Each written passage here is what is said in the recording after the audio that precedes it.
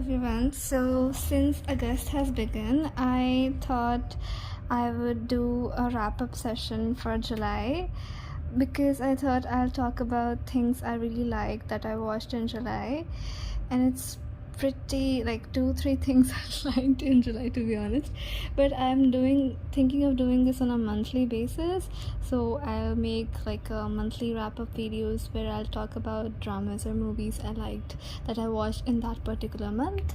So I think we should begin without further ado. So the first drama that I really like this month of July is a J drama called Nine Border. It aired in 2024 itself, and it is directed by Fukuda Momoko and stars pretty famous cast like Kawaguchi Haruna, Kinami Haruka, Hatame, Matsushita Kohei, Inoue Kikai, and Kido Taisai, which is a pretty young star, I would say. I have been seeing him in quite a few dramas nowadays, and he's very charming, I would say. Like, the roles he does is very charming. But yes, so basically this is a story about three sisters who are at the border age, which ends with 9. So, for example, Hachi is 19-year-old and Nana is 29 and Mo-chan is 39 years old. So the drama focuses on how they tackle their career, romance, and their family. It's a very simple story, but the way they execute it is what it made me so special, at least for me. You can also consider this a coming of age story, but for adults. And that's so refreshing because we rarely get those. And as someone who's just turned an adult, it quotes, this hits home. Because if you want to feel a feel good drama about adulting, this is it. But the drama has so much more than that. It primarily follows Nana, who has focused on her work so much so that she cannot give time to romance or her own personal time, and how she meets Kotaro, who makes her love herself for who she is. Now, the character of Kotaro is a interesting one because he's someone, without spoiling anything, he is a character who has no memory of his past. So someone like that who lives in the present moment and enjoys his present life is so much essential for someone like Nana, who does not get the value out of it, of enjoying her personal time, of being in the present moment, because she's so focused in the career, in future. So their romance is truly beautiful to witness.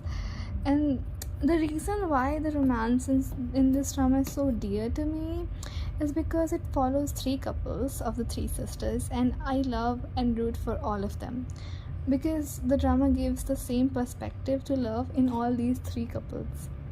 The feeling of being enough around each other, the feeling of being able to accept oneself around the person you love, being able to laugh around one another. It portrays love as soon as a gentle and tender. The love they shared made all 6 of them realize what they are, what they truly need. It's a beautiful story. It made me cry a lot of times. And another wonderful part this drama did well was the sisterhood and the family bond. It was just too beautiful to witness. These amazing women trying to make a career and to find themselves through the support of their loved ones was too beautiful. Also, each episode consists an OST segment of their own, which was a fun thing to add. I've never seen that done in a drama before.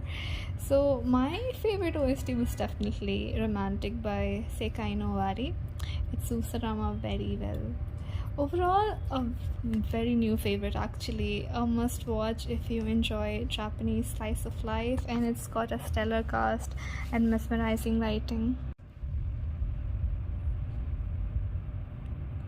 The next drama I want to talk about is a Thai BL drama which is called My Stand-In. It aired in 2024 again itself and is directed by B. Pong Set Pepsi Banchor Vorasatri. I am so sorry for butchering the name.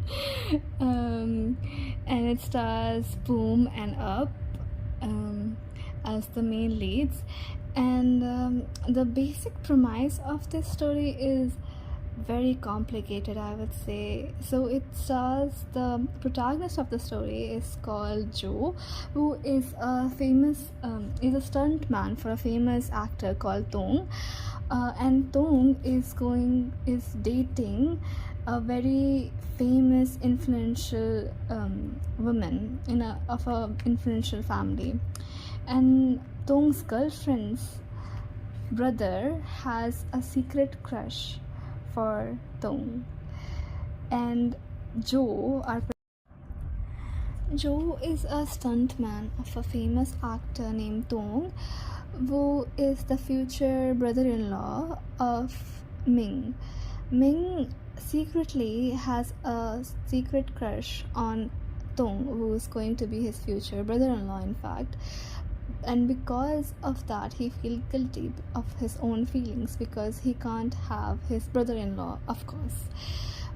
But since Joe looks similar to Tong from the back, because Joe is the stunt actor for Tong, Ming starts seeing Joe for the same reason, because they look the same from the back. It's a back kink, I would say. It's a very bad synopsis I'm giving you guys. But the story begins with Joe waking up in another person's body. So the story is kind of like a flashback of how Joe died in the first episode and woke up in another person's body, and how it involves Ming and Tong. And it's a very transmigration sort of novel. It's based off Den Mai, which is a Chinese BL novel. It by professional body double by Shui Chang Cheng. Again, I don't know how to pronounce names. But it's very complicated story, I would say. It's like a telenova, I would say. Like, some people would love it and some people would hate it. It's a very toxic BL, like, because from the synopsis yourself you can see that Ming treats Joe like a rebound sort of thing, so that relationship is definitely not gonna work. But these two people are just madly in love with each other and equally obsessed with each other, and they do make it work because of the toxicity. And I don't know about anyone else, but this was a very dear masterpiece to me, with a few flaws which I can easily agree with. Like, I know that this show had flaws, but I thoroughly enjoyed it. Definitely my new favorite. I don't think any description can give justice to this series. You simply have to watch it for yourself to get the hype. Like, waiting every week to feel the pain was delicious. Of course, it's not for everyone. Like I said, it's very angsty till the very end, and Ming and Joe are going to continue to be toxic to each other. And this is basically an example of chasing the wife. So Ming will, in the end, towards the end, will apologize to Joe for doing all the bad things he did. So it's one of those tropes where you get satisfaction. Oh, he's a toxic ML, and oh, he's going to chase the wife down, and then the wife is going to forgive him. It is like that. But that chasing the wife trope is not done for long. So I don't know, many people don't find it satisfying, but for me it was satisfying. And it's not a revenge story at all. Someone like Joe will not seek revenge, so they're very much obsessed and in love with each other for God knows why. They're equally crazy, I would say. Like, to be in love with such a toxic man, you have to be crazy, I think. And another strong emphasis on Marley, but the problem is that they miscommunicate a lot. So the narrative gave them a chance to face each other in a dramatic supernatural twist with body and death, which is such a telenova thingy to add, but it's just so fun to witness as an audience. Like, I feel like cinema is back. It utterly entertained me, but also made me mad. Like, throughout the show I was frustrated at everyone, but it was fun to be frustrated at fictional things. And please don't do the mistake of taking this show seriously. They themselves don't take themselves seriously. It's so good because it has like amazing actors as the main cast, playing extremely complex roles yet endearing characters, at least to me. Ming is my meow meow and Ju is my puppy. The production, the cinematography, the direction, and the OSTs, everything is top notch, which is why the impact is so good. There were definitely some flaws, like some characters did not need redemption at all, but were forcefully given that because it's a Thai bill, everyone should get a happy ending. No, actually, some people don't deserve that. And the fact is that I wanted something more. Like, I want some extra episodes of Ju and Ming being happy, something like that. I don't know. And So's actor is so bad. Like, he does not know how to do acting. Please, it's my personal opinion, do not go on me, but I don't think he knows how to act at all.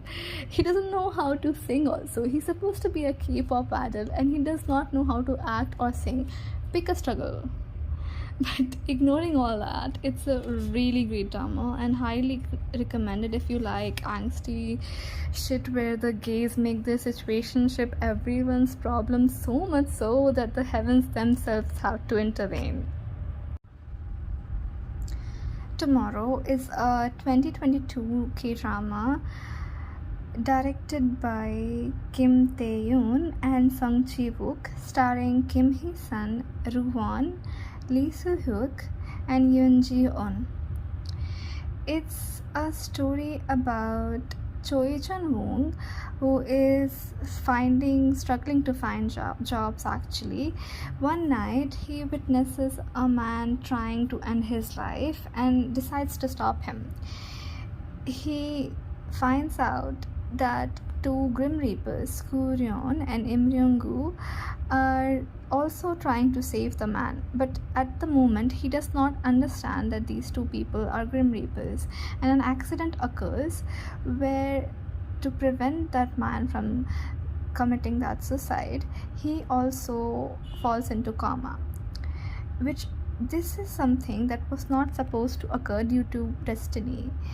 And the Grim Reapers present at that accident site were held responsible for that accident to occur, which is why they have to give Choi Jun-wook a chance to either be in coma for 3 years or work with the Grim Reapers for 6 months and then wake up from the coma in 6 months. Now, of course, Choi Jun-wook chooses to work with the Grim Reapers, and he decides to work with the crisis management team with Grim Reapers Koo Ryeon and Im Ryung-gu, who are doing their job by saving the humans from committing suicide. So basically their job is to prevent humans from committing suicide. So that's an interesting Grim Reaper job, I would say. Like, our idea of Grim Reapers is that they simply take lives, but for this drama they made it more creative. I would say their portrayal of the heaven and the hell, everything was just so well done and so interesting. I was truly fascinated by it. It's a very beautiful K-drama, I would say. It's been a while since I've loved a K-drama this much. Like, I got to this Asian drama thing from K-dramas only, but I rarely watch them nowadays. It's a pity actually that I watched it 2 years after its initial release. It's we are introduced to the afterlife through our protagonist, who's reckless but has a heart of gold, kind of like a golden retriever. I truly adore him. Each episode made me cry so much, and I loved every second of it. The characters are so well written. The dynamic between Ryun, Mr. Lim, and our protagonist are wonderful. Of course, Mr. Park is also lovely. He's so hot. Oh my. But the attractiveness of Mr. Park and Ryun aside, they're very well written characters, and I adore their chemistry and dynamic together. Each story is just so beautifully written. Every 2 episodes, they cover each individual stories, like the person that they are trying to prevent from committing suicide, and it's kind of like episodic, but it also focuses on our main characters that are the Grim Reapers, so it's a fusion of both. My personal favorite is definitely the comfort woman one and the couple one. And of course the story of Mr. Park and Ryun is just fabulous. I have no words after watching their story. I was speechless. I can't talk about this drama more without spoiling it actually, but the plot is really well thought. You end up adoring the characters by the end of it, and the fantasy elements are really fun because the rules are organized, and this is how I've imagined afterlife actually. I really liked how they portrayed afterlife here. One flaw I can mention is that they sometimes belittle mental illness. Like, this is coming from a psychology student, so of course I am serious about this. There were a few cases like bulimia nervosa and severe depression, and they expect me to believe that just a few words can heal such major illnesses. What are psychologists needed for then? You just need a Grim Reaper, I guess. These things take years of therapy to heal, and even then it can come back suddenly. But I do agree that sometimes a few words can heal, because as the drama her itself says that maybe they are suffering so much because these words were never said to them. Overall, I really loved it. It's a story with a message where they say that the one who can save me is me, myself. And I think that's beautiful. It's a story of how fate intertwines people and the power of words and love and looking forward to another tomorrow.